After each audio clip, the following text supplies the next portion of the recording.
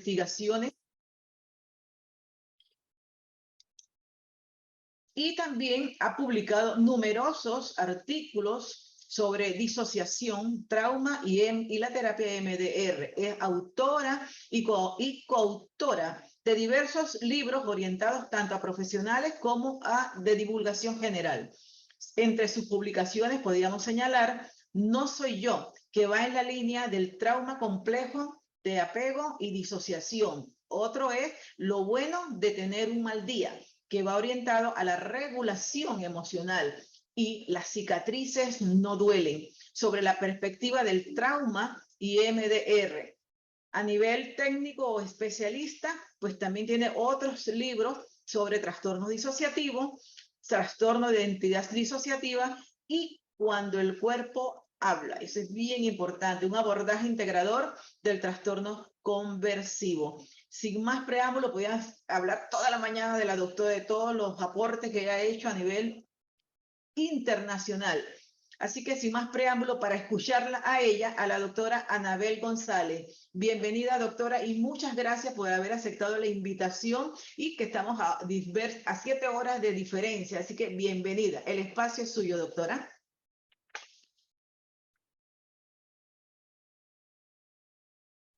No me daba cuenta de que estaba silenciada. Bueno, muchas gracias por la invitación. Estuve pensando un poco cómo preparar esto, pero me pareció que si íbamos a hablar del trauma y la regulación emocional en los niños, podría estar bien contarlo como un niño. Y entonces lo que he hecho es una especie de cuento sobre las emociones que os voy a leer como dándole un poquito de voz a cómo puede vivir un niño determinadas cosas.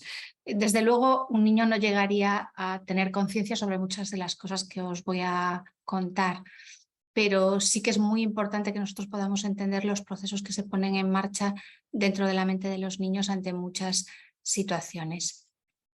Entonces os voy a compartir una presentación.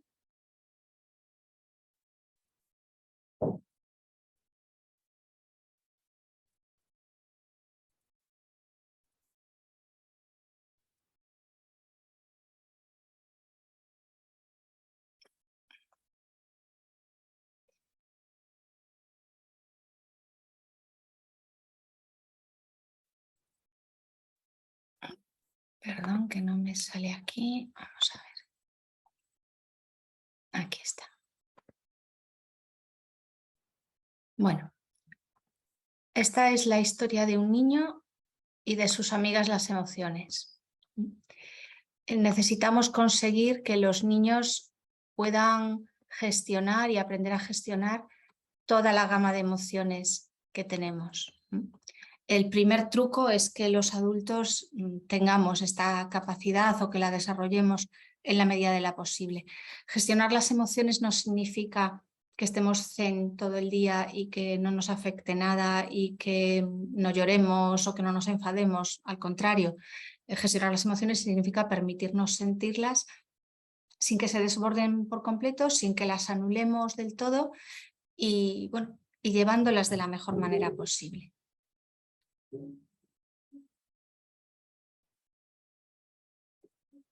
Entonces, os lo voy a contar, ¿no? Como os decía, con la voz de un niño, os voy a contar mi historia con mis emociones y cómo fuimos cambiando, porque las emociones crecen con los niños y se van haciendo más complejas y más desarrolladas. Cuando era más pequeña no sabía ni siquiera cómo me sentía. Bueno, en realidad no sabía ni siquiera si tenía hambre o sueño o estaba cansado o no. Al principio eso de sentir cosas no me gustaba nada. Si algo me daba miedo o me ponía triste, trataba de no hacer esas cosas y no quería hablar de ello. Otras veces era complicado porque yo no sabía bien cómo me sentía y a veces los adultos también estaban hechos un lío. Entonces no hay quien se aclare. Os voy a contar lo que he aprendido sobre mis amigas las emociones. Las emociones son muy suyas y sienten que tienen derecho a hablar y a decir lo que consideran que es importante. A veces se mezclan y eso no me gusta. Otras veces mis pensamientos y mis sentimientos se hacen un nudo, como cuando estoy haciendo algo que sé que está mal, por un lado quiero mucho hacer eso, pero por el otro imagino lo que dirán los mayores y es un follón. La confusión para los niños es muy complicada porque los niños no entienden nada, vienen a un mundo que no conocen en absoluto, hay un montón de estímulos alrededor y la confusión es lo primero que conocen. Si nosotros no tenemos la suficiente claridad, y repito, esto no significa que tengamos que ser perfectos o tener siempre la palabra perfecta o estar siempre peinados y contentos, ¿no? Todo el día. Pero sí necesitamos tener un cierto nivel de claridad porque los niños vienen de la confusión. Lo primero que perciben es la confusión. De todo lo que va pasando con las emociones los niños aprenden, ¿no? Y todavía nosotros, ¿verdad? Seguimos aprendiendo. Lo más importante de todo es que las emociones son mis amigas y hasta las que parecían más feas me han ayudado un montón. A las emociones no les gusta nada que las confundan porque cada una tiene su misión y por eso tenemos diferentes emociones y esas emociones nos llevan a sitios distintos. No les gusta nada que yo me sienta mal cuando aparecen y que no les haga caso o que trate de volver a meterlas para adentro. Se sienten muy bien cuando las acepto como son y cuando las cuido. Y yo creo que esta idea de cuidar las emociones es algo que podemos quedarnos. De todo lo que os voy a contar quizás sea lo más importante, porque a veces cuando hay emociones desagradables queremos quitarlas, queremos eliminarlas, queremos hacer que desaparezcan. Y cuando las vemos en los niños, y si son nuestros hijos o niños que están a nuestro cargo, más todavía, nos genera mucho sufrimiento y mucha impotencia ver que un niño sufre. Y en ocasiones queremos saltar por encima de esa emoción que están sintiendo para que pasen rápidamente a estar bien. Y ahí perdemos una oportunidad. Porque cuando nosotros estamos con un niño que lo está pasando mal y nosotros lo estamos cuidando mientras lo está pasando mal, le estamos enseñando a cuidar la emoción, que es probablemente la capacidad de regulación emocional más desarrollada que tenemos los seres humanos. Si alguien me abraza cuando estoy triste, cuando yo sea mayor y me sienta triste, me voy a mirar con comprensión, me voy a mirar con cariño, me voy a tratar de ayudar, porque mi experiencia con la tristeza es el abrazo. Entonces, una cosa fundamental es que nosotros tenemos que estar ahí, se sienta el niño como se sienta, ayudándole a gestionar eso, ayudándole a atravesar esa emoción, ¿no? Acompañándolos en ese proceso. Las emociones se sienten bien cuando dejo que hablen con las emociones de los demás, aunque a veces les cueste un poquito al principio. Y sabemos que a los niños a veces les va a costar esto, ¿no? Le preguntamos a un niño pequeñito, ¿cómo te sientes? Y de repente nos cuenta detalladamente todas las emociones que tiene, pues porque a lo mejor todavía no tiene esa capacidad. Nosotros le tenemos que ir poniendo palabras sin dar por sentado que sientan una cosa u otra, ¿no? Podemos decir, hombre, parece que tienes mala cara. No, no me pasa nada. Bueno, algo te ha pasado porque si no, no tendrías esa cara. No sabemos qué es lo que estás sintiendo, pero sí notamos que ocurre algo. Entonces, esos momentos es importante señalarlos sin presionar, pero sin pasarlos por encima simplemente porque el niño nos diga que todo está bien. Ahora las entiendo mejor, me llevo bien con ellas y además se ayudan entre sí. Es todo mucho más fácil, pero no creáis, tuvimos que aprender un montón de cosas para saber hacer esto. Todo se hace más fácil cuando te llevas bien con tus emociones. Las emociones pueden ser agradables o desagradables, pero siempre son buenas y todas son necesarias para funcionar bien. Y esto es algo que también es importante que sepamos nosotros porque los adultos no nos llevamos igual de bien con todas las emociones. Cuando digo llevarnos bien, no quiero decir que nadie tenga que disfrutar de cogerse un cabreo o que tenga que disfrutar de estar triste. Evidentemente son emociones desagradables, pero todas son buenas, todas tienen una función, todas están en el organismo por algo. Si nosotros hay alguna emoción que llevamos particularmente mal y no vamos aprendiendo a llevarla mejor, cuando los niños con los que están con nosotros expresen esa emoción en particular, no vamos a poder ayudarles. Vamos a intentar que no las sientan o vamos a reaccionar quizás de formas poco adecuadas. Y esto no pasa de una forma a veces consciente. Por ejemplo, una situación en la que esto puede ocurrir es, por ejemplo, cuando las personas viven una situación de violencia intrafamiliar, ha habido alguien en la familia que ha sido violento, que ha sido agresivo, pues a lo mejor esa madre o ese padre no van a llevar bien que nadie se enfade, incluido el niño. Y si el niño tiene una pataleta normal y corriente, como tienen todos los niños, que es lo más normal, ese padre o esa madre no va a reaccionar con naturalidad y con firmeza, pero con calma ante esa pataleta. A lo mejor le riña al niño de una forma excesiva o a lo mejor se echa a llorar. Hay algunos padres que se ponen muy nerviosos si han vivido este tipo de situaciones cuando los niños se alteran. Entonces, ¿qué va a pasar con este niño? Que se va a sentir enfadado, que va a ver en la cara de la persona que tiene delante de él que se están asustando de él, que le rechazan por sentirse así, que le están censurando por sentirse así. Y entonces este niño esa emoción no la va a gestionar bien. ¿Qué va a pasar cuando llegue a la adolescencia? Pues que es más probable que tenga reacciones impulsivas o reacciones agresivas mal controladas porque el aprendizaje de esa emoción no ha sido bueno. Y no porque nadie tenga intención de que eso sea así, sino porque muchas veces nosotros mismos determinadas emociones las llevamos con más dificultad. ¿Por qué tenemos emociones agradables y desagradables? Pues las emociones agradables nos llevan a quedarnos en las cosas. Si estamos a gusto con nuestros amigos, nos apetece quedarnos con ellos. Las emociones desagradables nos llevan a modificar la situación o apartarnos de ella. Si uno de esos amigos me dice algo que no me gusta, me enfado y me sale decir algo o me pongo triste y quiero irme a casa con mi familia. Pero yo estoy notando que eso que está pasando a mí no me gusta, no me hace bien. Y tenemos que notarlo. Hay personas que nacen con una insensibilidad al dolor y tienen mucho riesgo de morir. Si nosotros no notamos el dolor, podemos tener una apendicitis, podemos hacernos una lesión y no enterarnos y podemos morir por cosas que se podrían tratar si identificásemos que nos está doliendo. Entonces es bueno sentir cosas y es bueno sentirlo todo. Lo que pasa es que tenemos que aprender a sentirlo y a gestionarlo. Este es el aprendizaje que necesitamos que puedan hacer los niños. Pero necesitamos todas las emociones para que nos digan qué nos está pasando y qué tenemos que hacer. ¿Qué nos pasaría si no notáramos las emociones desagradables? Pues no estaríamos mejor, ¿no? Como decía antes con el dolor, si no lo notamos, no reaccionaríamos para cuidar una herida, por ejemplo. Si no noto que estoy triste, no tendería a buscar a gente para que me diese consuelo y para poder sentirme conectado. De hecho, si no nos pusiésemos tristes cuando se aleja la gente, igual no haríamos vínculos, porque no notaríamos diferencia entre estar cerca o estar lejos.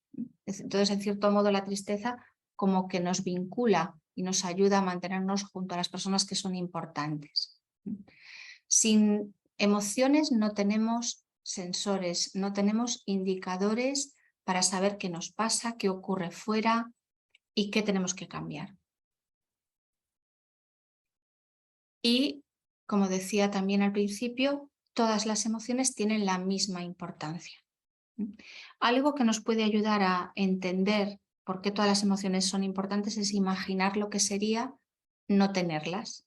Pues a veces cuando yo comento esto, por ejemplo, en los grupos de pacientes, me dice, bueno, pero la vergüenza no vale para nada. Y como veremos, pues la vergüenza también tiene su función. ¿Qué le pasa a la gente que no la tiene?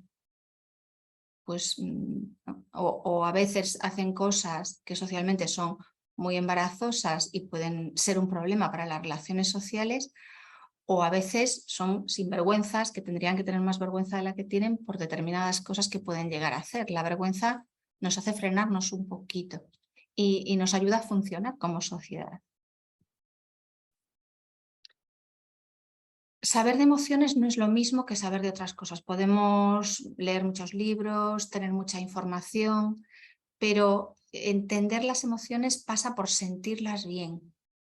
Nosotros necesitamos también como adultos gestionar si nos cogemos un cabreo con nuestro niño, si tenemos un mal día, cómo nos relacionamos con él, poder sostener, ¿no?, la tristeza en un niño requiere que nosotros podamos sostener la nuestra.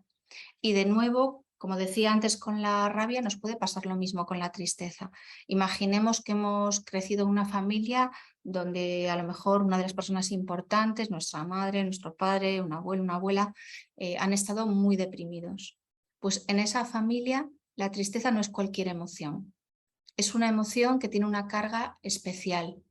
Y a lo mejor ese niño que ha crecido con esa persona depresiva tiende a no mostrar cuando está triste.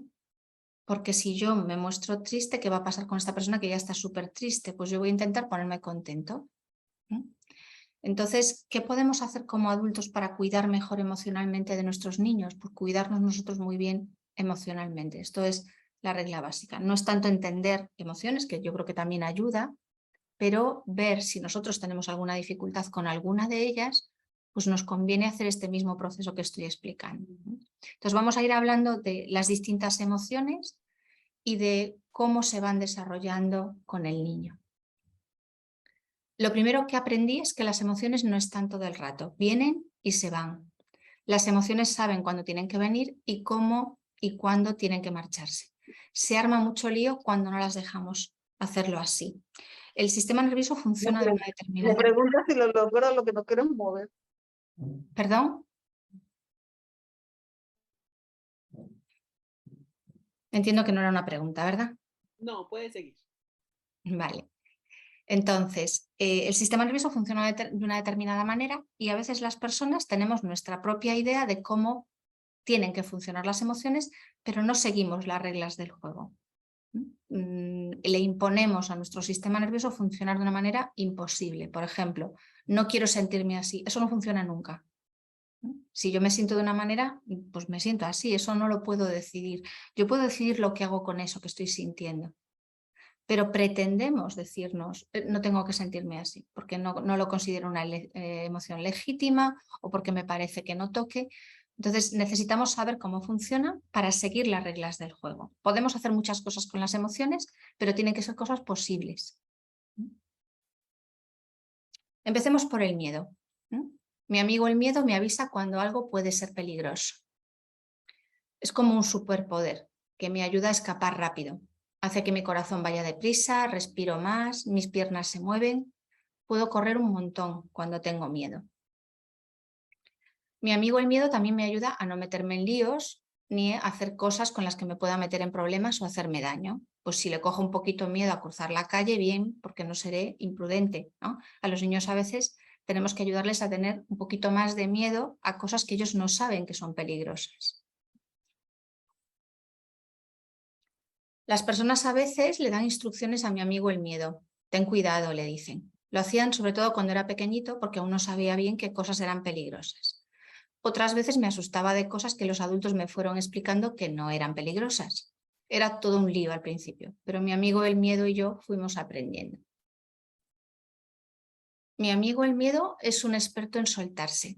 Me manda un aviso muy rápido cuando pasa algo y cuando ve que no hay peligro o que ya pasó, se suelta solo, inmediatamente. Y esto es un momento importante. Hay veces que pasa algo y ese miedo como que se queda dentro, como que no se termina de soltar. Porque ese momento donde nos damos cuenta de que ya pasó, es como que nos pasa desapercibido. Algo que podemos hacer cuando pasa una situación de estas es ayudarle al niño a que vea cómo están las cosas ahora, que ahora mismo eso que le asustó ya no está, y irle ayudando a recuperar la sensación de seguridad. Porque el miedo a veces se atasca y entonces tenemos problemas. Se me queda metido en el cuerpo y entonces estoy asustado todo el tiempo y ya no distingo si hay problemas o no. Una época nos pasó mucho porque hubo varias cosas seguidas que me asustaron un montón y mi amigo el miedo se hizo un nudo y ya no sabía soltarse. Además tenía tanto miedo que no era capaz ni de contarlo, así que tuve que enfrentarme yo solo a las cosas. Y ya imagináis cómo pude hacerlo, muerto de miedo como estaba. Al final lo conté y me ayudaron. Esto ayudó mucho, pero tardé mucho tiempo en sentirme tranquilo del todo. Hay veces que el niño solo no es capaz de hacer esto. Y nosotros podemos ayudar con paciencia, no exprimirlo, porque hay veces que el niño no quiere hablar o que no está para hablar, pero facilitar que haya momentos en el que el niño pueda contar, qué miedo he pasado. Porque cuando lo puedes decir, alivia y sueltas y lo empiezas a sacar para afuera y entonces ese nudo de dentro se va deshaciendo. Lo que es importante, pero tanto como el miedo como con cualquier emoción, que no nos podemos saltar el paso de pobrecito, qué miedo has pasado. No nos podemos ir directamente al no pasa nada. Bueno, podemos hacerlo, pero como nos saltamos un paso, es como si no abriéramos la puerta. Le vamos a decir al niño que no pasa nada, pero el niño por dentro está notando miedo. Entonces, el paso número 1 es el reconocimiento de la emoción. Madre mía, vaya susto, ¿verdad? Y después lo que sea, pero esa tiene que ser la primera frase. Para poder volver a estar tranquilo, mi amigo el miedo y yo tuvimos que buscar todos mis nudos de miedo, esos miedos que se quedaron atascados dentro. Les fuimos enseñando cómo mi amigo el miedo sabía soltarse y fueron uno a uno volviendo a subir al tobogán y dejándose bajar hasta debajo de todo.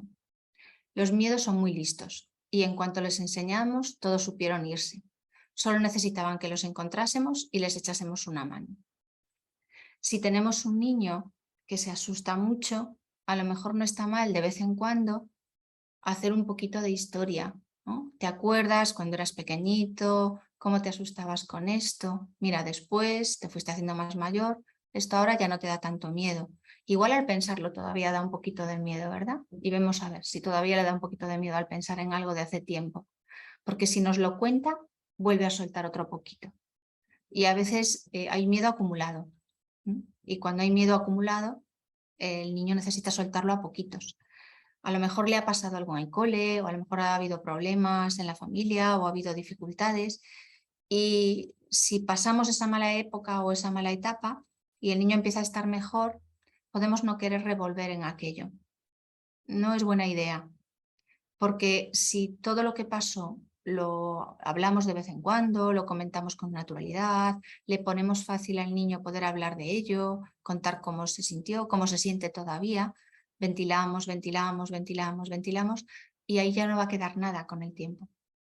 Si nos vamos demasiado rápido para adelante, dejamos cosas, dejamos cosas. No es bueno tener residuos emocionales. Con algunos de mis nudos de miedo me ayudaron los mayores, que se dieron cuenta de que estaba asustado por algunas cosas y supieron explicarme qué me pasaba y buscaron una solución. Con uno me ayudó mucho un amigo, que tenía un miedo que era igualito que el mío. Cuando su miedo y el mío se conocieron, se sintieron mejor. Nos fuimos contando trucos para ayudarlos a soltarse y así poco a poco se aflojaron. Mi miedo nuevo es mi amigo y me protege. Habitualmente suele estar tranquilo, solo lo noto cuando pasa algo. Él siempre se entera y yo no tengo que estar pendiente de nada. Ya no guardo miedo viejo. Cuando era pequeño, mi miedo estaba un poco despistado y se asustaba de cosas que me imaginaba pero no estaban allí o de cosas que no eran peligrosas. Hemos aprendido mucho desde entonces. Ahora mi miedo y yo sabemos que hay cosas peligrosas que no lo parecen, como hablar con desconocidos, aunque sea por internet. Gracias a mi miedo tengo cuidado de estas cosas. Como los miedos viejos se han ido soltando, mi amigo el miedo está más suelto. Sabe reaccionar al momento y sabe soltarse solo en cuanto pasa el problema. Me llevo muy bien ahora con mi amigo el miedo. Mi amiga la rabia es muy fuerte y me ayuda a conseguir cosas que quiero y también a decir que no. Mi amiga la rabia me ayuda a sentirme fuerte yo también. Cuando era más pequeño, a veces mi amiga la rabia montaba algunos follones, porque también era pequeñita y no sabía controlarse. Aún ahora, a veces mi amiga la rabia tiene tanta energía que reacciona antes que yo me dé cuenta y tenemos un problemilla. Alguna vez mi amigo la rabia se puso grande, tan grande que me puse a gritar y a romper cosas. Fue como si se hubiese vuelto un huracán. Luego me sentí mal viendo lo que habíamos hecho. Una temporada eso me pasó mucho y empecé a asustarme de mi rabia. La veía como un monstruo dentro de mí y no me gustaba. Pensaba que no era mi amiga. Además, todos me decían que no podía sentirla.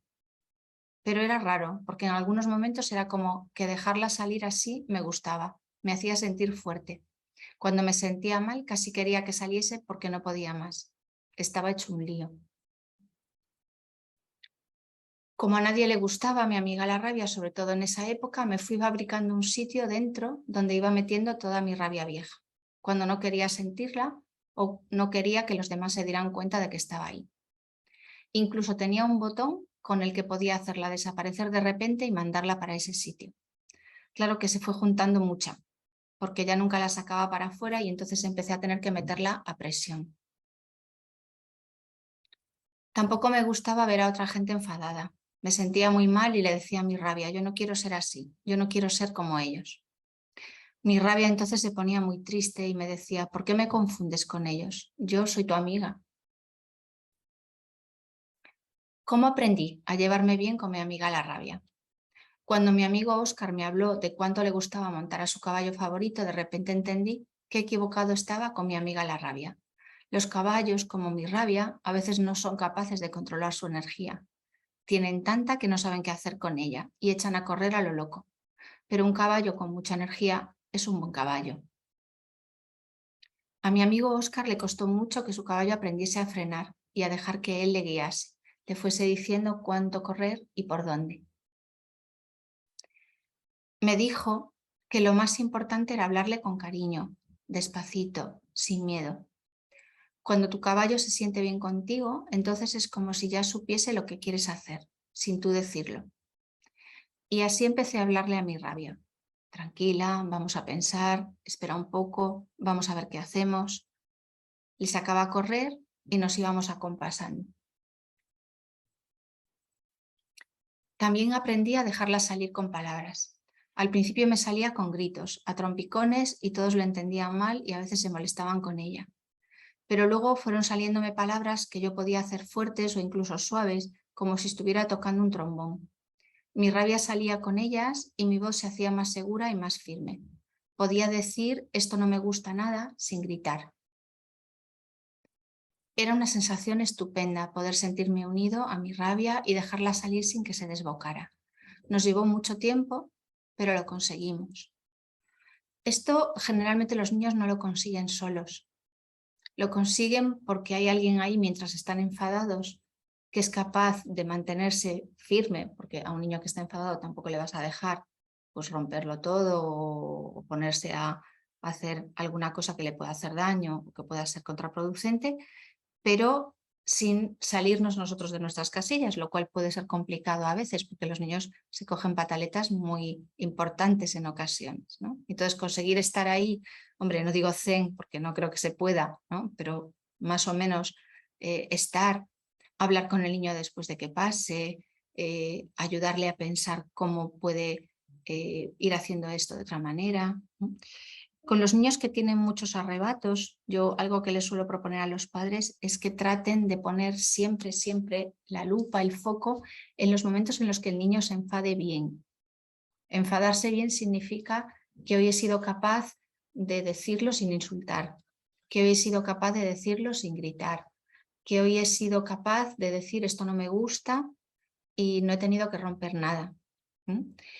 Si nosotros ponemos el foco en los momentos en los que el niño se enfada peor, eso se amplía. Pero en los momentos en los que se enfade mejor, también ampliamos. Lo bueno de los padres es que tenemos una lupa que tiene muchísimo poder. La atención de los padres nunca le pasa desapercibida a un niño. Y cuando nosotros ponemos la lupa donde nos interesa que crezca algo, eso poquito a poco acaba creciendo. Lo que ocurre es que ninguna cosa que hagamos con un niño funciona como en las series americanas, ¿no? Que dices una frase que da en el clavo y a partir de ahí se producen cambios, ¿no? Todo va funcionando poquito a poco, un día y otro día, y a lo mejor ese efecto no se ve hasta que pasa mucho tiempo. Pero creo que todos habremos tenido la experiencia de ser niños, de que nos hayan dicho cosas que a lo mejor no hemos conseguido entender hasta que nos hemos hecho mayores. ¿no? De, bueno, ahora entiendo por qué me decían aquello, o ahora me acabo yo diciendo cosas como las que me decían entonces, y mientras estaba ocurriendo, pues no estaba entendiendo nada. Bien, vamos con la tristeza. Mi amiga la tristeza era un misterio para mí. De pequeño le preguntaba a mi madre, mamá, ¿para qué sirven las lágrimas? Y mi madre no sabía qué contestarme. En esa época ella también lloraba a veces cuando mi abuelo se puso enfermo. No me gustaba verlos tristes. Pero luego las cosas se pusieron mejor y empecé a llevarme mejor con mi tristeza y fui encontrando la respuesta. Con el tiempo empecé a entender que la gente se acercaba cuando estaba triste y me preguntaba, ¿qué te pasa? Mi tristeza era un farolito que me avisaba a los demás de que no me sentía bien y me ayudaba a no estar solo en esos momentos. Cuando venían y me daban un abrazo, mi tristeza se sentía contenta, aunque parezca raro, y se me hacía más dulce sentirla. Así que me hice amigo de mi tristeza y vi que sabía mejor que nadie lo que era importante para mí. Cuando quería algo y no podía tenerlo, venía y me decía que aquello era algo que deseaba. Sabía cuándo las cosas eran poco importantes o cuándo me importaban muchísimo. Esas, solo con pensar que no podía tenerlas, ya me sentía muy triste. Mi tristeza sabía cuándo las personas habían estado muy unidas a mí, porque cuando se iban también me ponía triste. En mi historia con mi amiga la tristeza hubo dos momentos difíciles. El primero fue una vez en que mi tristeza quería decirles a todos que yo estaba mal, pero yo no le dejé decir nada, porque tenía miedo de que no me entendieran y de que se rieran de mí. Se me quedó la tristeza dentro y lo pasamos muy mal los dos. La tristeza sufre mucho si no puede salir por las lágrimas y no le dan abrazos. Suerte que alguna gente se dio cuenta y me dijo, a mí no me engañas, a ti te pasa algo. Y entonces no pude más y lo conté. Menos mal, dijo mi tristeza ese día. El segundo momento difícil fue una vez que se fue alguien que era muy importante para mí y sabía que no volvería nunca. Mi tristeza era muy grande y quería salir por las lágrimas y los abrazos, pero yo no la dejaba. Mi tristeza era lo único que me quedaba de esa persona y me negué mucho tiempo a dejar que se fuera. Un día entendí que seguir triste estaba haciendo que yo no pudiera tener recuerdos buenos de esa persona y que ella no querría verme así. Ese día lloré todas las lágrimas, parecía que no se iban a acabar nunca, pero descubrí una cosa, cuando las dejas sueltas de verdad, las lágrimas siempre se acaban. Un día simplemente ya no tienes ganas de llorar más. Dejé ir a mi tristeza y desde entonces siempre me fío de ella y la dejo hacer. La tristeza a veces cuando hablamos de ella es como que nos viene toda. Entonces intentamos poner como un dique para que no venga. Pero ese dique a veces se queda puesto, la tristeza se queda contenida y se va formando también, ¿no? Pues lo que puede pasar con una presa en la que nunca se abren las compuertas.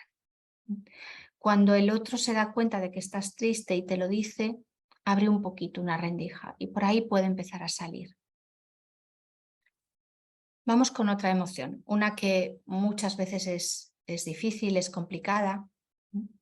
Mi amiga la vergüenza. Mi amiga la vergüenza es la más pequeñita de mis emociones. Cuando la siento, yo también me hago pequeñito. Cuando es muy, muy fuerte, querría hacerme tan pequeñito que nadie pudiese verme.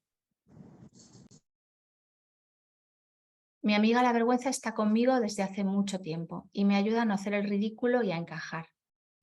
Ella sabe que es importante que los demás me acepten, aunque a veces le daba demasiada importancia a eso. El problema fue que mi amiga la vergüenza no tenía mucha confianza en sí misma y pensaba que los demás siempre iban a pensar cosas negativas de mí. Entonces tiraba de mí siempre para abajo y para adentro, y yo me enroscaba sobre mí mismo y no quería hacer las cosas. Trataba de no hablar con la gente o de hacer cosas para no sentirla, porque no me gustaba nada que me hiciera aquello.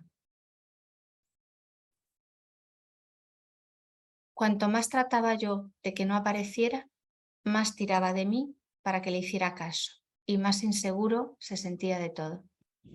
Si me cogían por sorpresa, no me daba tiempo a esconderme, y entonces mi vergüenza se dejaba ver en mi cara y me ponía colorado. Eso no me gustaba nada. Como no sabía qué hacer, intentaba no hablar con la gente para que no me pasara otra vez, pero es difícil evitar a la gente siempre. ¿Cómo pude ayudar a mi amiga a la vergüenza? Un día hice un amigo nuevo en el colegio y él me ayudó a descubrir una cosa. Él también tenía una amiga vergüenza que era mucho más insegura que la mía. Mi amigo nunca creía que hiciera nada bien. Nos entendimos enseguida porque sabíamos lo que era sentirnos así. Por eso cuando yo le decía que lo había hecho bien, él me creía.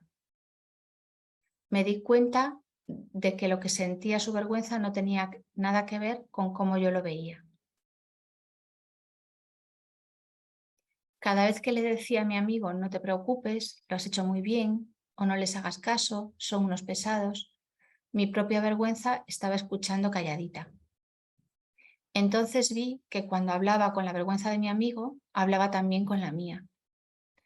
Poco a poco empecé a sentirme más seguro y mi vergüenza se fue atreviendo a comprobar si las cosas eran o no como ella creía. Descubrí que no lo hacía tan mal y que los demás no tenían razón siempre.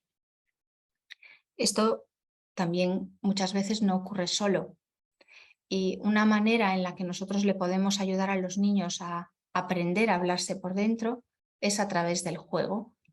Cuando el niño habla con un muñeco o cuando el niño habla con un juguete o cuando el niño juega con nosotros podemos decirle cosas a los juguetes que indirectamente van a entrar dentro de la mente del niño y se pueden convertir en ideas que luego puede repetir. También con los animales. Si el niño está cuidando de un animal y se lleva bien con el animal cuando el animal está malito o cuando se esconde o cuando se asusta, ¿no? Nosotros le podemos explicar cosas sobre cómo se siente el animal que indirectamente van a entrar.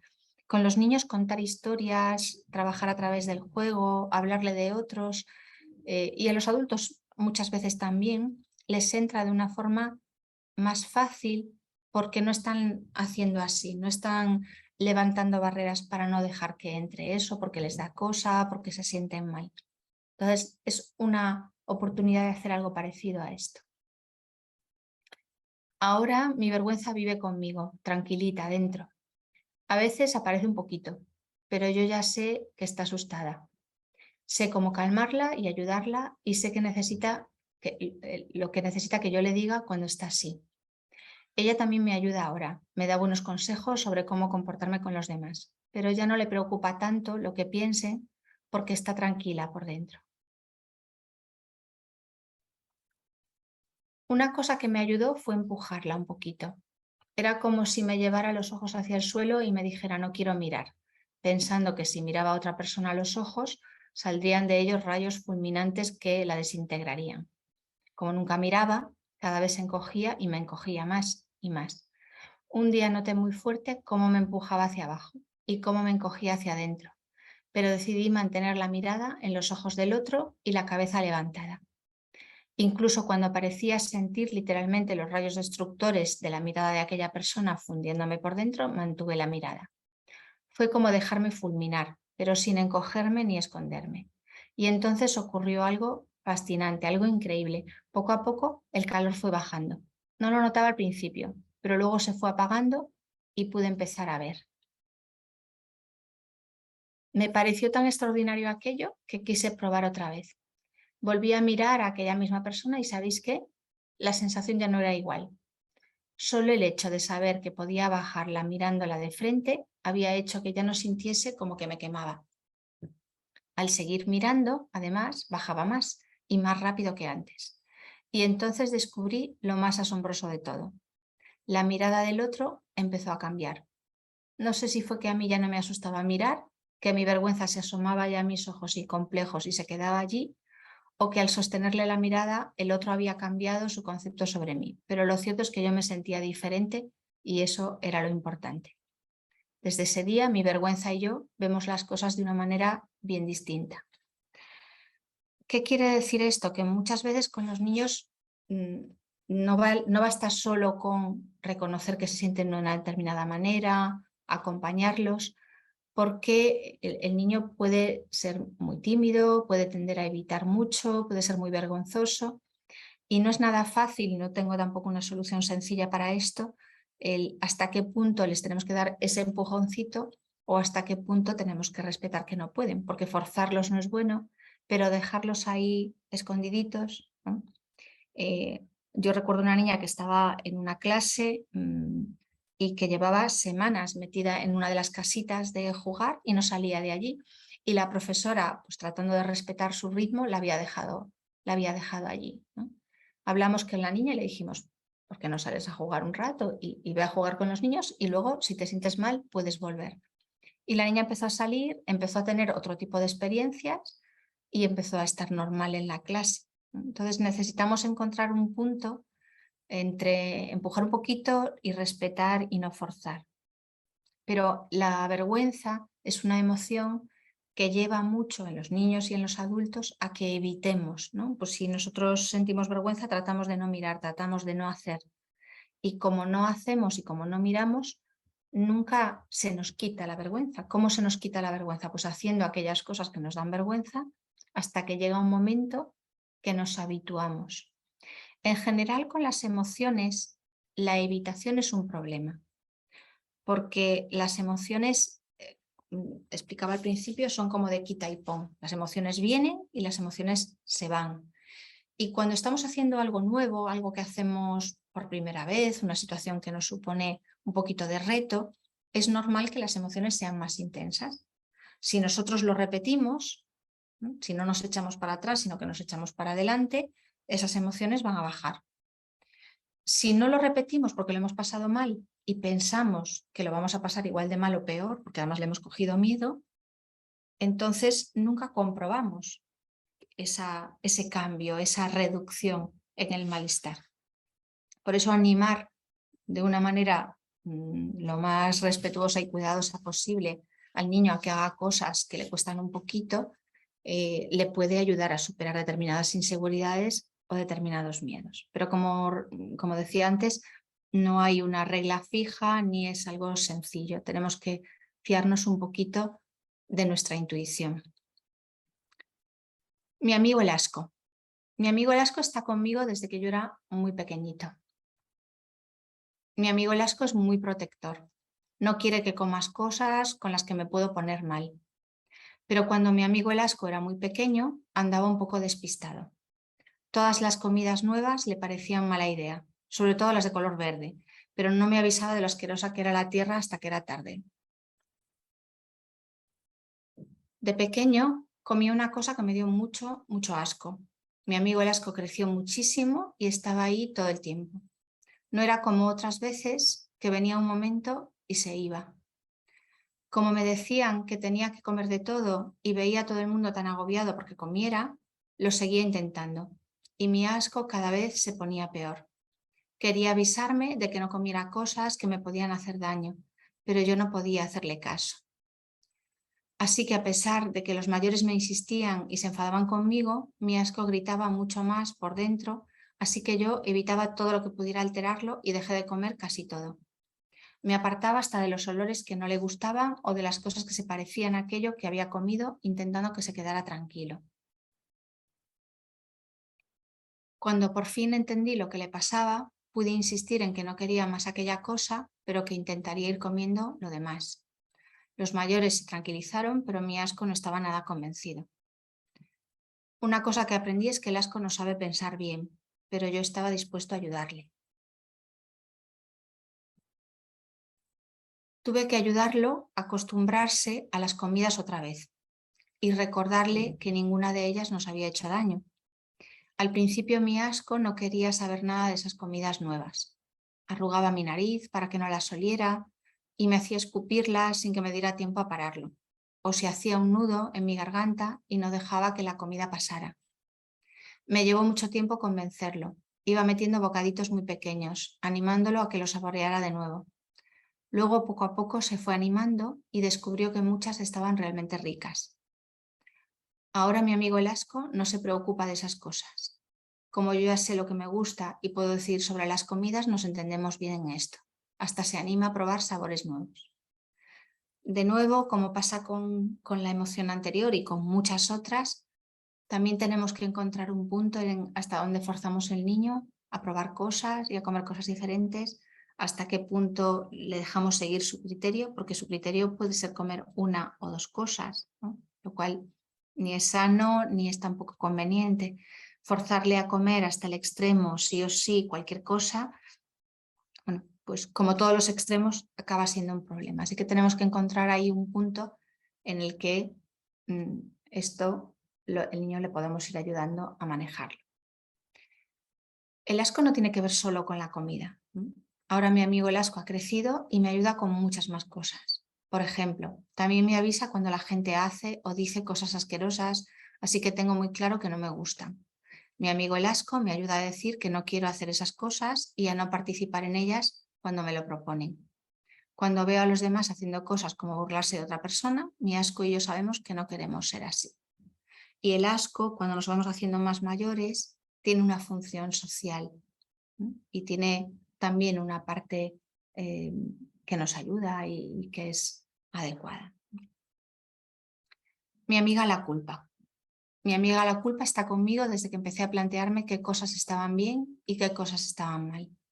Los mayores me iban diciendo estas cosas y mi culpa me ayudaba a hacerlas mejor. También me ayudaba a darme cuenta de cuándo las cosas que yo hacía o decía le podían hacer daño a los demás. Gracias a ella soy mejor. El problema con mi amiga la culpa es que los demás no se ponen de acuerdo en lo que está bien y lo que está mal y se hace un lío. Claro, yo cuando era pequeño no lo entendía, porque solo sabía que algo estaba mal cuando me lo decían los mayores. Ante la duda siempre pensaba que era culpa mía. Los niños tienen siempre esta tendencia de verse ellos como los causantes, pues, de que los mayores discutan o de que haya algún problema o de que le pase algo a alguien. Es algo muy frecuente en la infancia.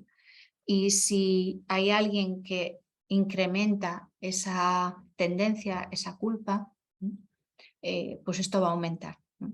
Por eso también es muy importante que nosotros como adultos podamos reconocer delante del niño si nos hemos equivocado, podamos reconocer en algunos momentos que no tenemos razón y que hemos cometido errores. Eso es una muy buena escuela para los niños. Ser adultos o ser padres o ser cuidadores no nos obliga a hacerlo todo bien. Y reconocer que cometemos errores es algo muy sano y muy productivo para los niños. Luego descubrí que resulta que los mayores a veces no son muy amigos de su propia culpa y se la echan encima a los otros todo el rato.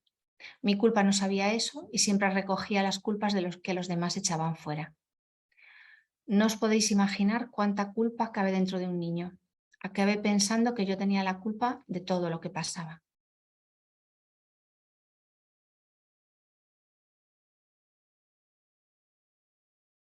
Mi culpa ya no me dejaba hacer nada. Intentaba que yo mejorara, pero nunca le parecía que lo hacía suficientemente bien. Así que me decía: ni lo intentes, lo vas a hacer mal. Prefería que me dijeran que era un vago o que era tonto a sentir que lo hacía mal. Hay niños que se atascan y que no hacen nada porque no son capaces de animarse a hacer las cosas, y estos a lo mejor necesitan estructura y un poquito de exigencia externa, pero hay niños que se atascan porque son extremadamente exigentes consigo mismos por dentro y se machacan mucho y se exigen tanto que claudican y entonces no hacen absolutamente nada. Esto es importante porque, tanto con los niños como con los adultos, una conducta no tiene siempre la misma causa, el mismo problema subyacente. Y si nosotros cogemos una receta para utilizar con un niño que se atasca, por ejemplo, en el colegio y usamos siempre la misma, va a haber siempre un grupo de niños con el que no nos va a funcionar, porque unos niños tienen ese comportamiento por un motivo y otros quizás por el contrario, ¿no? Esto sería un ejemplo. Un niño que se bloquea, tanto porque se exige demasiado como porque no se exige ni lo más mínimo. A veces, cuando tenemos mucha culpa dentro, empezamos a echarla afuera.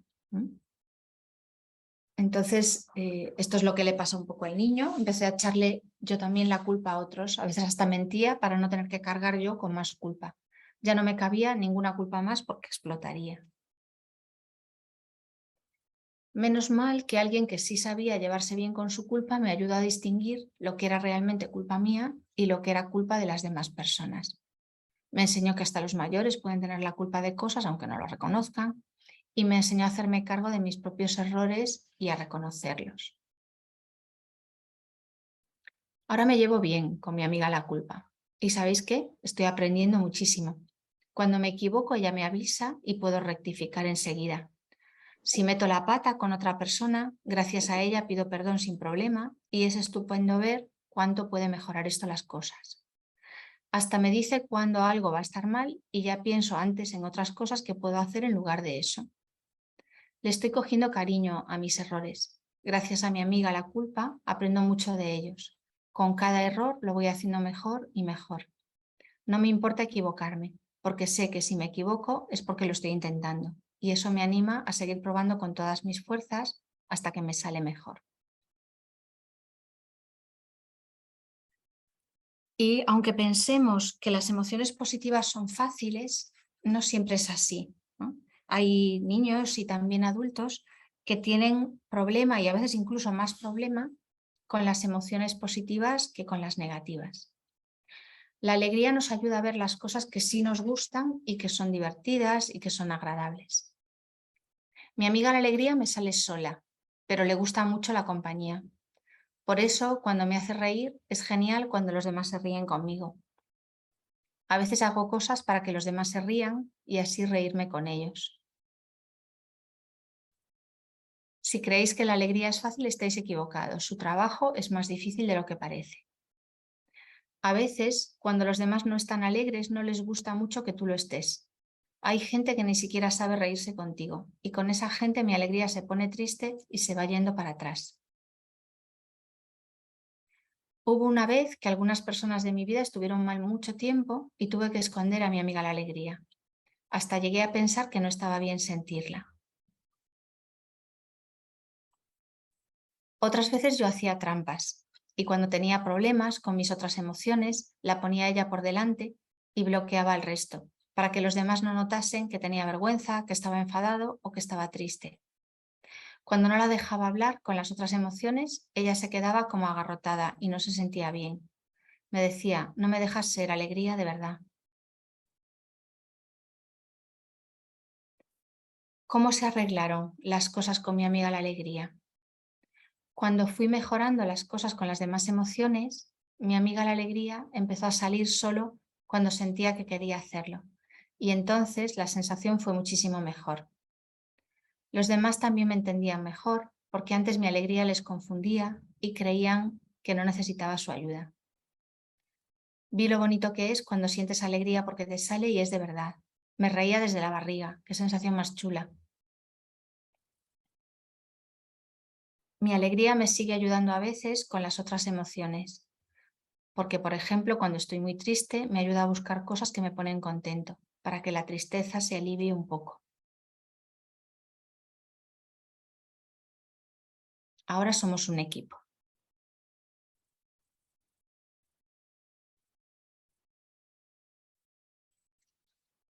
Bueno, esta es una parte de exposición sobre distintas emociones y me gustaría que me comentarais las cosas que os han ido viniendo, situaciones, ejemplos y que tengamos otra parte un poco para compartir y para comentar.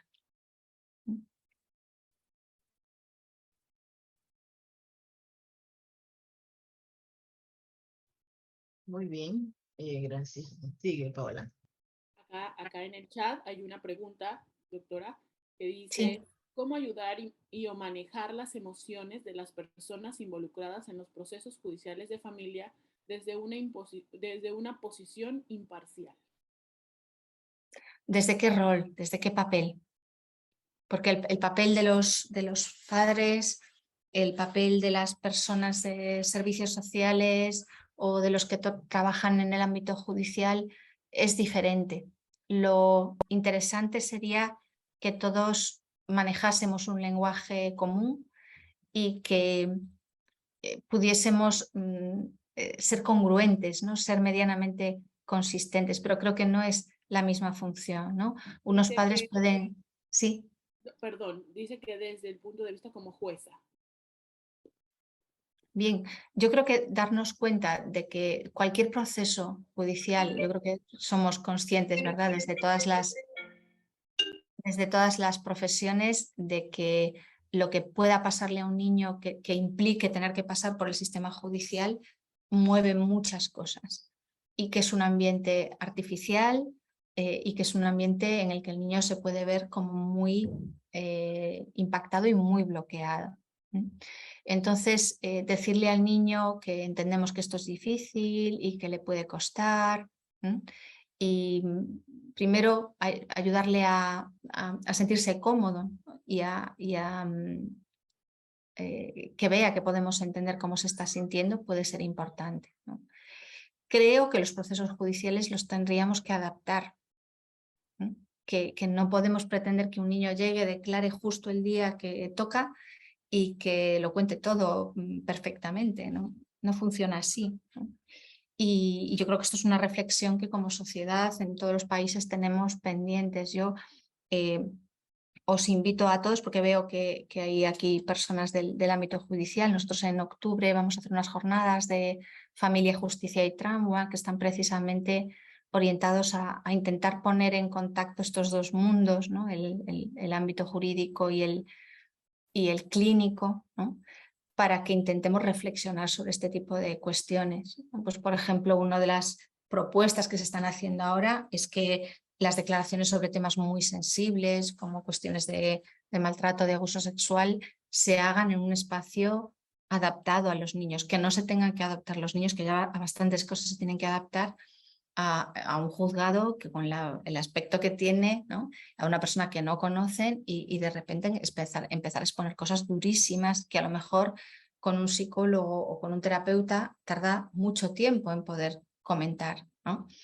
Yo creo que los terapeutas llevamos pidiendo desde hace mucho tiempo que lo que vemos con los niños en terapia se pueda hacer llegar, ¿no? Y que a lo mejor, bueno, pues mira, si se tienen que grabar las sesiones, se graban y que esos materiales cuenten. Porque a lo mejor hay momentos en los que el niño se afloja un poquito, se siente más cómodo y puede decir algo, ¿no? Pero yo entiendo que estamos todos sujetos, ¿no? Yo creo que esto es una pelea colectiva desde los dos lados, ¿no? Desde todos los lados, pero yo creo que estamos todos un poco amarrados por lo que las leyes marcan y tenemos que hacer fuerza para que las leyes cambien. Y por eso quería contar la historia desde la cabeza del niño. Y yo creo que también es importante que nosotros intentemos pensar lo que supone para el niño. Ya sé que es duro pensar lo que supone para el niño, pero es que si no podemos nosotros con ello, ¿cómo le vamos a ayudar al niño a que lo pueda hacer? Entonces, si nosotros entendemos lo que puede significar y al niño le decimos, mira, ya sé que es complicado, vamos a hacerlo de esta manera, le vamos preguntando un poquito. Si tenemos la opción de hacerlo, a lo mejor en distintos momentos, mira, hoy si quieres hacemos un poquito y otro día que ya me conoces, vienes en otro momento, sería lo ideal, porque para un niño declarar en un proceso en el que a lo mejor están implicadas personas de su familia, es ponerlo contra la espada y la pared, ¿no? Y hay muchas lealtades ahí que no va a poder funcionar, ¿no? Creo que también es importante que podamos valorar la clínica, ¿no? Hay veces que los niños hablan con palabras, pero hay muchísimas más veces que hablan con síntomas. Y esos síntomas sería bueno que se pudiesen tener en cuenta, porque no es realista pensar que un niño llegue y diga pim, pam, de una forma coherente, perfecta, que no cambie de opinión si le presionan de aquí o de allí o de allá. No es pensar desde la cabeza de un niño. Y si el niño tiene que pasar por un proceso judicial, ese proceso judicial tendría que estar adaptado, ¿no? Cuando un niño ingresa en un hospital, el hospital es un hospital, pero los hospitales de pediatría tienen dibujos y tienen juguetes y tienen, ¿no? Y los pediatras van con un muñeco aquí y con zuecos de colores y intentan adaptarse un poco, unos más que otros, ¿no? También es verdad, pero hacer un entorno un poquito más de niños, un poco más amigable, ¿no? Entonces yo creo que hay cosas que como individuos no podemos hacer. Si tenemos todo esto en cuenta, si nosotros no omitimos la parte emocional y me imagino que todos los que trabajáis con estas situaciones tan difíciles intentáis hacer esto, bueno, ya es bastante dentro de tal y como están las cosas, pero yo creo que tenemos que cambiar las cosas porque si no, les vamos a pedir a los niños cosas imposibles. Ya son complicadísimas para los adultos, ¿verdad? Para pasar por este tipo de procesos para un chaval, que son procesos que implican a al suelo debajo de sus pies. Los vínculos principales de un niño son sus cuidadores. Y tener que ir a un juzgado a decir algo en contra del suelo que te sostiene, y si solo podemos hacer algo cuando eso ocurre, entonces no estamos haciendo las cosas cuando tenemos que hacerlas. Ya sé que toda la valoración de estas situaciones es compleja, ¿no? Pero entonces, bueno, os invito a todos. Van a ser jornadas muy económicas, yo creo que van a ser muy asequibles para todos los países, porque la idea es sobre todo abrir ese debate y poder empezar a poner sobre la mesa este tipo de situaciones y ver si empezamos a cambiar los procedimientos cuando afectan a los niños. Entonces no puedo dar una solución mágica para que un niño se sienta cómodo si no hacemos otras cosas, ¿no? Alrededor de todo esto. Varios comentarios, doctora, de excelente exposición. Dicen que se sintieron como si miraran una película. Dicen que es preciso ayudar a los adultos para que entonces estos puedan ayudar a los niños. Sí. Dice que hay alguien que se conectó mucho con el tema de la culpa por la egocentricidad natural de los niños. Es frecuente y a veces se pasa por alto. Sí. Dice que si podemos obtener la presentación, doctora, para poder utilizarla. Yo le he pedido la grabación y mi idea es prepararla y dejarla en abierto. Okay, perfecto. Entonces os la mandaré cuando la tenga lista y la podréis utilizar para lo que os parezca. Perfecto. Hay otra pregunta por acá. Dice, el manejo de las emociones que se describen pueden convertirse en consejos para los padres sobre cómo manejarlas. Me parece Sí. muy interesante el efecto que pueden tener en el niño el manejo de alguna emoción. Me gustaría conocer más ejemplos prácticos de cómo el manejo de una emoción en el adulto procede un efecto en la emoción del niño. Bueno, algunos yo creo que los he comentado, pero si, por ejemplo, si hay una emoción que a nosotros nos cae antipática, es imposible que en el niño la manejemos igual de bien que otras. La tristeza, pues lo que comentaba antes, pues a lo mejor en mi familia pues alguien estaba muy deprimido y entonces para mí la tristeza es una emoción que la tengo asociada con agobio y con ver mal a alguien importante para mí. Estar triste es mal rollo, no quiero. ¿Qué pasa si el niño está triste? Que no lo voy a ver o que me voy a agobiar. Pero cualquiera de las dos cosas es un problema. Una paciente mía, que era una mujer con una historia muy complicada, ella también había pasado por muchas, y la pobre estaba muy desconectada, muy como anestesiada. O sea, la única forma en la que había conseguido sobrevivir a su propia vida era la anestesia. Entonces, la única emoción que percibía era cuando el niño estaba contento. Cuando el niño estaba contento, ella estaba contenta. Pero cuando el niño estaba enfadado, porque había habido una historia de maltrato en la pareja, que ahora ya no estaba con su marido, pero cada vez que veía al niño, veía al padre del niño, no veía al niño. Y entonces se echaba a llorar, se ponía muy nerviosa, se ponía fatal, y cuando ya el niño se fue haciendo un poquito mayor, perdía los nervios y le decía, eres como tu padre, lo cual lógicamente no generaba un efecto. Esta mujer, lo que más le hubiese ayudado sería trabajar toda esa historia, porque si no, por muchos libros que se lea, por muchas herramientas que pueda tener, es que no va a poder, ¿no? Entonces, ese sería un ejemplo. Y luego esta misma mujer me llamó mucho la atención porque yo le pregunté, mira, ¿y cómo hacías cuando el niño estaba triste? y me decía, es que nunca estaba triste. Y digo, no puede ser, y cuando tenía un problema en el cole, y me miraba con cara de como si eso no hubiese ocurrido jamás, ¿no?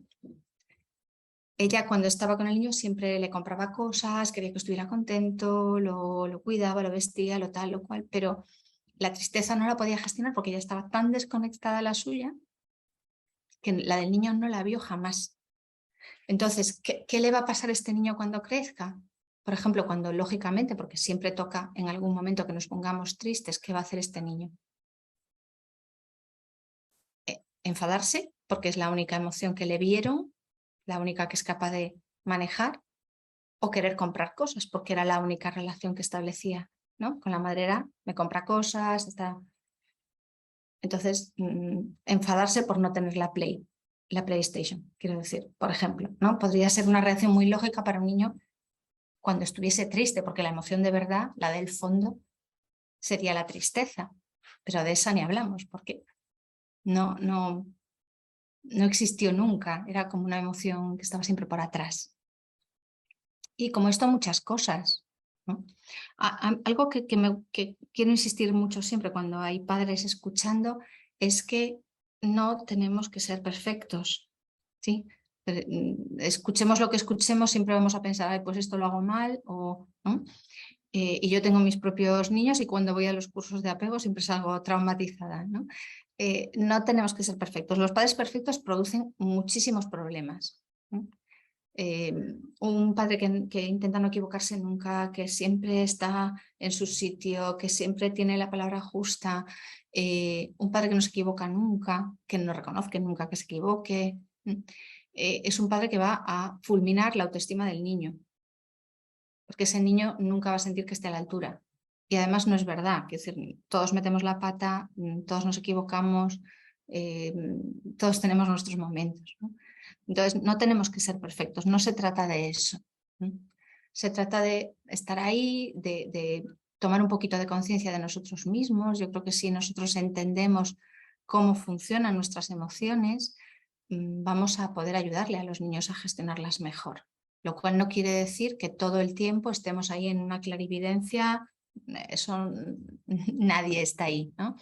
Pero si vemos que nosotros llevamos particularmente mal la tristeza, pues a lo mejor nos lo tenemos que currar un poquito. Y a lo mejor, pues cuando estemos tristes, hacer un poco el esfuerzo, aunque no nos sale, de hablarlo con alguien, porque como tendemos a tragárnoslo siempre, pues nos atascamos más. Entonces nos forzamos un poquito a hablarlo con este amigo o con nuestra pareja o con alguien para que así nosotros le podamos también normalizar al niño, ¿no? Y a lo mejor lo que nosotros hemos hecho para solucionar lo que nos pasa nos va a dar muchísimas herramientas para ayudarle al niño cuando tenga un problema parecido. Yo cuando a veces me preguntan qué pienso yo sobre una asignatura de regulación emocional en los colegios, que a mí me horroriza la idea, porque me estoy imaginando, no sé cómo es ahí, pero aquí en España los niños llevan la mochila a reventar de libros, ¿no? Entonces me imaginaba un libro más sobre las emociones, sobre el cerebro y el sistema límbico y todo esto, con unos niños más estresados y con unos profesores con una asignatura nueva que se tendrían que aprender. Y yo creo que la mejor asignatura de regulación emocional son unos profesores que estén bien, que se sientan a gusto en su trabajo y que puedan estar bien con los niños, ¿no? Porque cuando el niño esté mal, va a haber un adulto ahí que no va a tener un nivel de estrés muy alto y va a poder ver que el chaval está mal y va a decir, a ver qué te pasa, y venga, vamos a ver, ¿no? Y tampoco tienes que tener la palabra mágica, porque no se le pasan a los niños las emociones así, eso no lo sabe hacer nadie, pero estás ahí con él, ¿no? Entonces, si pasamos por distintas emociones difíciles y hay alguien ahí que está, nosotros aprenderemos a que cuando pasamos por esas emociones y somos ya mayores, pues estamos conectados, sabemos ayudarnos, sabemos decirnos cosas que nos ayudan, sabemos ir hacia lo que nos ayuda y hemos aprendido a manejar esas emociones. La cosa es simple y muy complicada también, claro. Ok, hay otras dos preguntas, doctora. ¿Cuánto afecta el conflicto de lealtad hacia progenitores las emociones en la niñez y adolescencia? Y a nivel de su conducta, ¿cómo se puede reflejar esto? Muchas gracias, Nilda Santamaría. A ver, si los adultos están en un conflicto y el niño se introduce en ese conflicto, el niño ya está en el conflicto, no lo podemos evitar, ¿no? Pero sí podemos, independientemente de las emociones que se nos muevan los adultos, por ejemplo, en un proceso de divorcio, ¿no? Ubicarnos con que el niño no puede pagar el pato de nuestras discrepancias o de nuestras dificultades. Bueno, pues podemos resolver nuestros temas y que el niño no esté por el medio. Claro que le puede afectar al niño un conflicto de lealtades, pero nosotros eso lo podemos promover o podemos intentar prevenirlo e intentar evitarlo. Y esto a veces supone aguantarse y significa ceder y significa pasar por cosas que a lo mejor no estamos muy de acuerdo porque el niño tiene que ir por delante, ¿no? Claro, tenemos que tener en cuenta que es complicado porque venimos seguramente de algo que emocionalmente no hemos podido resolver, si no seguramente la situación no hubiese acabado en donde acabó. Si el niño se tiene que ver obligado a elegir, lo vamos a poner en un dilema. ¿Qué tipo de efectos puede tener? Miles. Buenos seguramente ninguno, pero efectos negativos de todos los tipos y colores que nos podemos imaginar. El niño se puede poner gremlin y puede tener más rabietas, o puede ser un niño hiper mega buenecito, ¿no? Que estos son a mí siempre los que más me preocupan.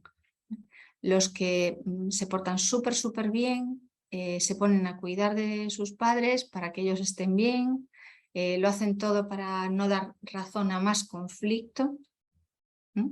Porque estos, los pobres, cuando crecen y hacen crack, pues a veces es bastante peor. Y como pasan desapercibidos porque no dan problemas, ¿no? Pues nos quedamos con la idea de que todo está bien, ¿no? Y bueno, yo creo que pueden dar todo tipo de problemáticas. Tenemos que ser conscientes de ello e intentar, en la medida de lo posible, sabiendo que estas cosas son complicadas, ¿no? Que el niño no se vea pillado en el medio de nuestras incapacidades para hacernos entender. Porque nosotros podemos divorciarnos como pareja, pero no nos divorciamos como padres. Esto no se puede hacer. Y ese vínculo hay que mantenerlo y el niño tiene que ser prioritario para los dos lados. En un mundo ideal, ya sé que luego en la realidad las cosas son más complicadas, pero a veces yo creo que los adultos nos tenemos que ubicar y decir, bueno, hasta aquí, o sea, esto no, y por encima del niño no podemos pasar, no puede ser. Excelente. Es complicado porque a veces una parte lo ve y la otra parte no lo ve, ¿no? Pero bueno, si la ve una parte siempre es mejor que si no lo ve nadie. Eso es lo que sería un verdadero problema, ¿no? Entonces, si estamos en una situación en la que hay un conflicto y a lo mejor una parte es más consciente que la otra y no hay mucho diálogo abierto, mucha posibilidad, podemos buscar un mediador, un terapeuta o alguien que desde fuera haga un poco de árbitro para poder gestionar si nosotros somos absolutamente incapaces y hablar con el niño y decir, bueno, es complicado, a veces los mayores no nos ponemos de acuerdo, pero no tienes que decidir si es mejor una cosa u otra. Esto es algo que lo tenemos que resolver nosotros e intentar que por lo menos el niño esto lo pueda hablar y lo pueda ubicar. Y quitarle un poco esa responsabilidad, aunque el niño va a tender a cargarse con esta responsabilidad, nosotros podemos cargarlo más o podemos intentar quitarle un poco. Okay. Hay otra pregunta, doctora, que va Sí. relacionada a la anterior, que dice, ¿cómo se puede manejar esa negación de los padres ante la pérdida del niño de su nido familiar? ¿Cuáles podrían ser las conductas de ese niño o niña? No entiendo muy bien a qué se refieren con esta negación. Puede ser relacionada a la separación, asumo yo, de la negación de no tener una relación, no sé, creo que por ahí puede ir la pregunta. La negación de los padres, no, por ejemplo, no poder ver a los niños o ya no vivir con ellos, creo que a eso se puede referir. No sé si quieren ampliarla. Igual nos lo pueden explicar, Por abrir el favor. micrófono y comentárnoslo directamente. Correcto. Marixel López fue la que realizó la pregunta. También alguien había levantado la mano. Si nos pueden ampliar la pregunta para que la doctora pueda responder, se los agradeceríamos.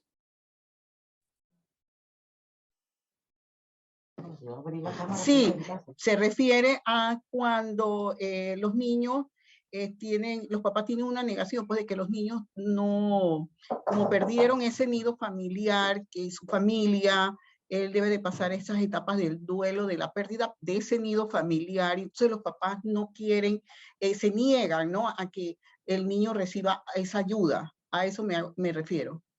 O sea, que no quieren que vaya a terapia o que no quieren... Sí, Bueno, entonces los papás se niegan ante esa situación. Sí, a ver, esto es complicado, pero no sé cómo es ahí. En España no es posible legalmente, ¿no? Si uno de los padres no quiere que un niño haga terapia, el niño no puede, salvo que se haga una petición a nivel judicial, ¿no? Y que hay que hacer un trámite, no sé si ahí es lo mismo, ¿no? Entonces, en ocasiones, cuando los adultos no razonamos bien, para eso están los mecanismos judiciales que tienen que intervenir en proteger un poco el bienestar de los niños. Lo que podemos hacer, yo cuando no es posible que el niño vaya a terapia o la situación no llega a un nivel de gravedad como para poder pedir una intervención judicial, lo que sí podemos hacer es nosotros a lo mejor tener asesoramiento para poder, porque, a ver, llevar a un niño a un terapeuta no tiene ni la milésima parte de influencia que tiene lo que nosotros podemos hacer, que nosotros estamos con los niños mucho más tiempo, ¿no? Entonces, si alguien nos ayuda a decir, bueno, ¿cómo hablo con él? ¿Qué le digo? Si nosotros estamos un poco o sobrepasados o despistados, bueno, pues yo creo que eso puede venir bien. Y en la medida de lo posible, yo creo que también es importante que si los padres están pasando por una situación muy complicada, tengan ayuda a ellos personal, en la medida de lo posible. Yo entiendo que a veces, pues a lo mejor una terapia no nos la podemos permitir o no está accesible, pero en la medida de lo posible, o grupos de apoyo o lo que sea, porque en ocasiones, si por ejemplo estamos en un conflicto abierto, es un divorcio conflictivo, y una de las dos partes está como muy cerrada, el otro se puede alterar, se puede frustrar, se puede desesperar y manejar las situaciones del niño desde ahí, ¿no? Incluso aunque intentemos separar, porque vamos a estar con un nivel de estrés muy alto. Entonces, si nosotros podemos recibir ayuda para nosotros, esto es como en los aviones, lo de las mascarillas, ¿sí? Antes de ponérsela al niño, nosotros tenemos que poder respirar, porque si no llega un momento que ya no podemos, ¿sí? Y hay veces que si nosotros nos cuidamos un poquito y si hay gente, a lo mejor familia o amigos que nos pueden echar una mano y nosotros podemos despejarnos un poco, pues a lo mejor cuando estemos con el niño tenemos más paciencia, estamos un poquito más zen y el malestar del niño lo podemos acompañar. Si no, yo voy a estar con el niño que lo está pasando mal, pues porque a lo mejor la otra parte está de una manera o de otra y yo voy a reaccionar con toda la impotencia y toda la rabia que me da, y el chiquillo, en vez de recibir calma, pues lo que absorbe es más estrés. Entonces, bueno, tener apoyo para nosotros, tener asesoramiento nosotros, si el otro no deja que el niño vaya y la situación no es tan grave como para pedir una intervención judicial, pues a través nuestro se puede hacer mucha terapia. Nosotros no tenemos por qué saber hacerla, en algunos momentos podemos no saber cómo hacer o dejar de hacer determinadas cosas, pero bueno, si nosotros vamos estando nosotros mejor, solo eso ya es un acompañamiento más tranquilo, más sereno, más paciente de las dificultades del niño.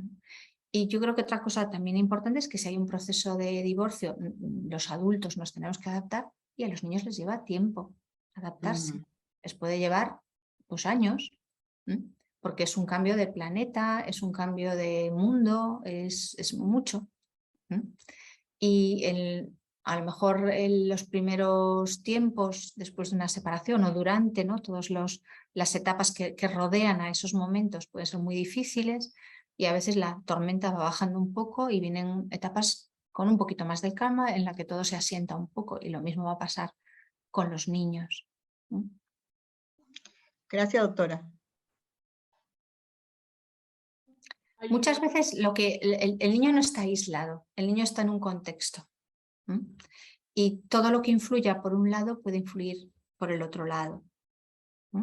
Si, por ejemplo, hay una pérdida en una familia, se muere alguien y las personas están tan abrumadas por esa pérdida que están out durante un tiempo, ese niño se queda solo.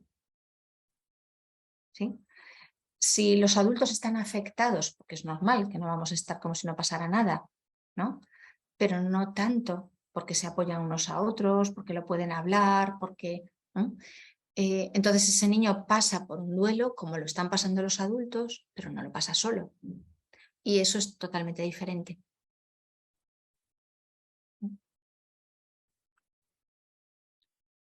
Hay una pregunta más. Dulce, levantaste la mano, puedes abrir tu micrófono y hacer la pregunta. Hola, buenos días. Mi pregunta es, en esta parte que dice que para los niños les lleva un tiempo adaptarse, ¿no? A convivir nuevamente. ¿Cómo se le puede ayudar a un niño cuando tras la separación por infidelidad de uno de los padres puede presentar mezcla de emociones? Por ejemplo, vergüenza, tristeza, rabia hacia uno de ellos. Y que en esta intención de los padres de querer convivir nuevamente con los hijos, la hija pudiera presentar o el hijo pudiera presentar rechazo. ¿Cuánto tiempo aproximado en este tiempo de adaptarse pueden esperar? Mi pregunta va dirigida porque a veces en la consulta se presentan este tipo de casos y muchas veces los padres acuerdan el tiempo para volver a convivir y a veces los chicos no están como preparados en ese tiempo de adaptarse y rechazan la convivencia. ¿Sería adecuado forzar la convivencia o esperar el tiempo necesario que el chico requiere para volver a convivir con los padres? Bueno, igual un poco de todo. Yo lo que me pregunto siempre en estas situaciones es, cuando al niño le pasa esto, ¿está expresando solo sus emociones o las emociones del padre o la madre que se ha sentido traicionado? Porque una infidelidad se vive con una traición duele, ¿no?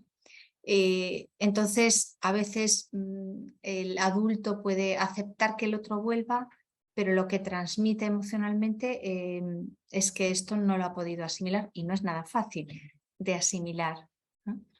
Entonces, yo creo que es interesante explorar cómo están realmente los adultos en este tema. Lo segundo sería que este niño pudiese pues expresar y hablar y a lo mejor recibir una disculpa, porque aunque la infidelidad sea hacia un adulto, no deja de ser una traición a la familia, ¿no? Y la está viviendo desde luego como tal.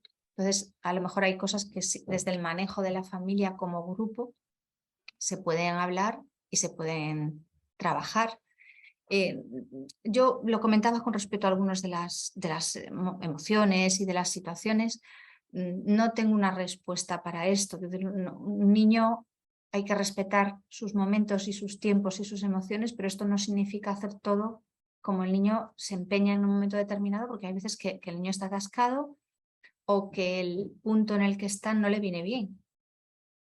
Entonces los adultos se tienen que parar a pensar. Lo que creo que es importante es que los adultos no piensen solo el tiempo que ellos se tienen que dar, sino que entiendan que esto es una situación que ha afectado no solamente al otro, sino también al niño, y que lo incluyan en la ecuación de toma de decisiones, ¿no? Y que las cosas se puedan hablar. En algún momento dado, a lo mejor hay que forzar cosas, pero yo creo que, bueno, ni en el extremo de siempre porque lo digo yo, ni en el de todo como tú digas. Creo que tiene que ser un poco en el medio. Siento no tener una respuesta para esto, pero es que yo creo que cada situación es diferente y no creo que haya un criterio de decir tiene que ser así, sí o sí, ¿no? Cada situación tiene muchísimos matices distintos, ¿no? Magíster Melissa Carrión, ¿puedes abrir el micrófono para hacer la pregunta? Muy buenos días a todos. Excelente exposición, doctora González. Mi pregunta sería la siguiente. Usted como experta en el manejo de regulaciones emocionales en los niños, considera que sería importante que nosotros como padres pudiésemos cambiar nuestros patrones de creencia, que muchas veces influyen en que al no saber identificar nuestras emociones, por lo tanto nos costaría mucho más tanto entenderla como explicárselas a nuestros hijos en la medida en que van pasando por cada una de esas experiencias. ¿Considera usted que eso sería fundamental para nosotros los padres? Sí, lo que pasa es que yo creo que hay muchas personas que a lo mejor no se han leído un libro nunca sobre esto, ni tienen una terminología como la que yo estoy utilizando, manejan sus emociones estupendamente, ¿no? Y creo que también hay el caso inverso, ¿no? Personas que se saben la teoría fenomenal, pero luego en la práctica, pues no. Y el manejo de las emociones es un manejo muchas veces intuitivo, bueno, de estar ahí a las duras, a las maduras, con esto y con lo otro, ¿no? Que nosotros vemos que el enfado lo gestionamos fatal o que la tristeza no la aguantamos o que, bueno, pues entonces, pues a lo mejor sí, ¿eh? Y cada emoción tiene un poco como su truquillo, ¿no? La tristeza hay que compartirla, ¿no? Y hay personas que cuando están tristes se esconden y no lo cuentan, ¿no? Entonces a lo mejor no hace falta que nos leamos un libro, y yo soy de libros y los escribo y todo esto, pero yo creo que las emociones son relacionales, ¿no? Son conexión, son intuición. Si nuestra intuición viene mal configurada, porque a lo mejor nosotros hemos tenido unos aprendizajes complicados o hemos tenido padres que también tenían sus dificultades, porque esto es muy frecuente y nos damos cuenta, podemos hacer cosas con eso. Pues a lo mejor nosotros también tenemos que aprender a enfadarnos bien. ¿Mm? ¿Y cómo se enfada uno bien? Practicando. ¿Mm? Practicando y a poquitos y teniéndose paciencia. Pero las cosas no cambian solo porque un día nos digamos no me puedo poner así. Hombre, está bien decírnoslo, si vemos que nos estamos enfadando mal con los niños, no les estamos dando un modelo muy, muy adecuado, pero a lo mejor a nosotros nos cuesta mucho. Entonces nos tenemos que tener paciencia e ir, bueno, pues aprendiendo a no decir las cosas en el momento, por ejemplo, ¿no? Porque si decimos las cosas cuando tenemos aquí una nube roja, generalmente las decimos peor. Esperar un poquito, hablar con el niño cuando estamos más tranquilos, que es mucho más fácil que ahí lo podamos manejar, pensar un poquito cómo vamos a decir las cosas. Bien, o sea, yo creo que no es una cuestión de muchos conocimientos técnicos, algunos sí, pero no mucho, ¿no? Simplemente que no, yo creo que si repasamos las emociones, todos podríamos decir aquí con cuál nos llevamos peor y con cuál nos llevamos mejor. Bueno, pues con las que nos llevemos peor hay que hacer prácticas. Si no ha cambiado solo, pues pongámonos a hacer cambios para que sea diferente, pues hablemos más con otras personas cuando estemos mal, o pues eso, parémonos a pensar antes de decir algo cuando estemos enfadados, o vayámonos a dar un paseo si no manejamos bien los enfados, ¿no? Bueno, yo creo que hay muchas cosas que son de sentido común, y si no se nos ocurre, algo que siempre podemos hacer es fijarnos en cómo la gente que nos rodea, que sí que maneja bien eso, porque hay gente que se enfada impecable, que es capaz de decir, mira, no estoy de acuerdo por esto, por esto, por esto y por esto, y que se pone firme y que no pasa por según qué cosas, pero lo consigue hacer hasta con amabilidad, con una sonrisa incluso, y pensando qué es lo que tiene que decir, que eso ya es el arte del enfado. Entonces, si vemos a una persona que se enfada así, nosotros podemos copiarnos, que aquí no es un problema. Entonces digo, bueno, pues este es mi modelo de enfado, yo quiero ser así, pues practico, a ver cómo dice las cosas, qué tipo de frases usa, voy a empezar a copiarlo y voy a empezar a decir esas, ¿no? O alguien que es capaz de llorar con toda naturalidad, sin desbaratarse, pero sin esconderlo. Bueno, pues mira, yo lo voy a hacer así, me gusta. Seguro que tenemos buenos maestros alrededor. Simplemente es cuestión de copiar sin cortarnos un pelo e ir tomando nota un poco, porque lo bueno que tiene crecer, los niños tienen pocos modelos, tienen a los padres, tienen a los profes, me refiero de adultos, y luego están los compañeros, que a veces ayudan mucho y otras veces no tanto, pero bueno, pero cuando ya nos vamos haciendo mayores, ya nos movemos por el mundo y tenemos muchos más modelos. Pues a lo mejor en nuestra familia resulta que somos de esas familias que no somos de abrazos, ¿no? Que esto ya sabemos que a los niños muy bien no les viene. Abracitos siempre bien, ¿no? Si yo no soy de abrazos y a mí me cuesta mucho abrazar, pero yo sé que yo a mi niño le quiero dar abrazos, pues yo practico. ¿Que me siento raro? Me aguanto. Porque si voy practicando y voy practicando, llega un momento que abrazar me va a resultar natural. Y si tengo un amigo de estos que abrazan a diestro y siniestro, me dejo, no me escabullo. Ese puede ser alguien que a mí me ayude a dar abrazos mulliditos y luego practico con mis niños, que seguro que les van a venir muy bien. Entonces, todas estas cosas, cuando no cambian solas, nosotros podemos trabajar para que vayan modificándose, para que vayan cambiando.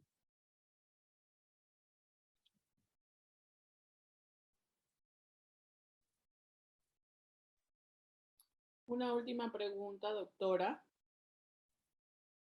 ¿Cómo abordar una situación en la que el niño tiene un discurso distinto frente al psicólogo y el juez en relación a lo que desea con su interacción, en cuanto a su interacción con sus padres? Tendríamos que entender por qué, ¿no? Sí. Y entenderlo. O sea, el niño a veces está, pues eso, entre la espada y la pared. Y dice en cada sitio a lo mejor lo que espera que los demás digan, porque igual si los demás están en medio de un conflicto importante, él no quiere ser fuente de conflicto. Entonces, a este le digo lo que quiere escuchar, al otro le digo lo que quiere escuchar, y en el sitio oficial, pues digo, yo qué sé.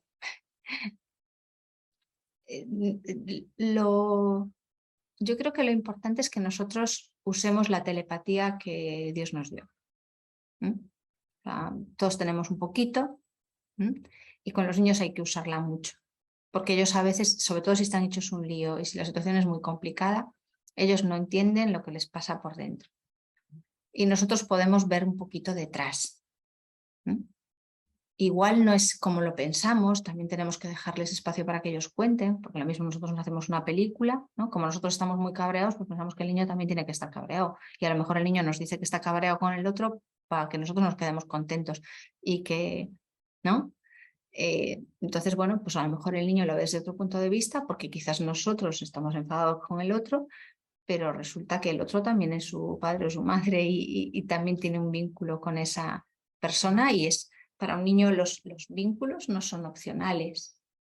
Entonces, a lo mejor hay determinadas cosas que un niño no puede ver de un padre o de una madre porque no podría asimilarlo. Entonces, es muy frecuente que un niño que pasa por una situación difícil idealice, ¿no?, a esas personas y se cuente una versión adornada. ¿Por qué? Porque es que necesita tener ese vínculo. Y si al niño se le mezclaran en la cabeza cosas tan contradictorias como esto y esto, que a veces los propios adultos tenemos versiones totalmente contradictorias de la realidad, ¿sí?, le explotaría la cabeza. Entonces el niño a veces lo que hace es, bueno, pues por este lado cuento esto y por este lado cuento esto. Incluso dentro de mi propia cabeza yo no mezclo esta historia, porque imaginémonos, ¿no? Los adultos estamos aquí explotando, hasta el punto que ya la relación no se puede sostener como estaba. Pues esto dentro de la cabeza del niño, esta versión y esta versión explotando. No puede. Entonces la cabeza de los niños hace lo que sea para poder funcionar ahí.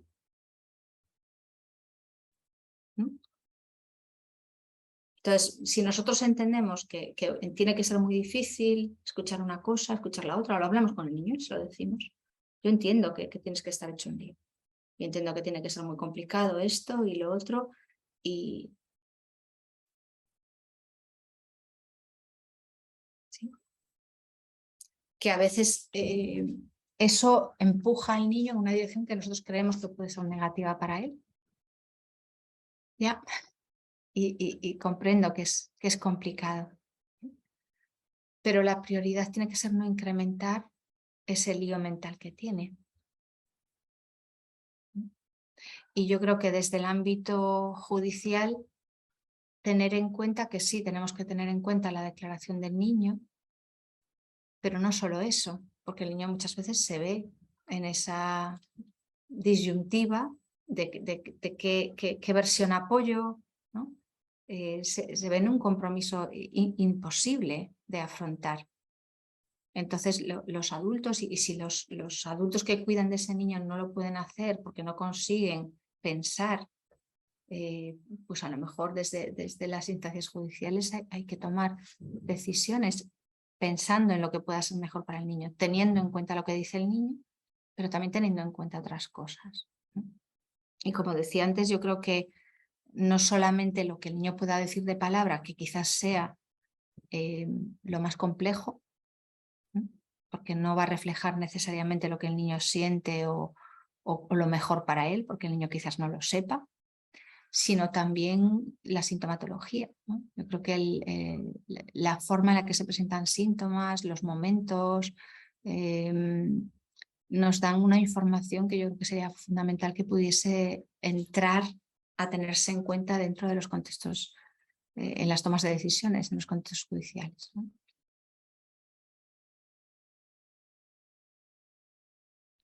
Mil gracias, doctora Anabel.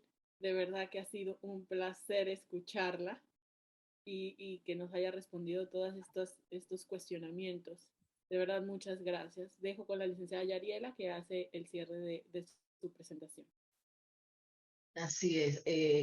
Extiendo mi gratitud, doctora, porque sabemos que usted es una persona muy ocupada y ha dado ese espacio y a estas preguntas, que son miles más, pero bueno, no podemos tomarle tanto tiempo porque tenemos esas diferencias de horario. Así que mil gracias, doctora. Ya un futuro, esperemos no muy lejano, la podamos tener realmente en presencia acá en Panamá.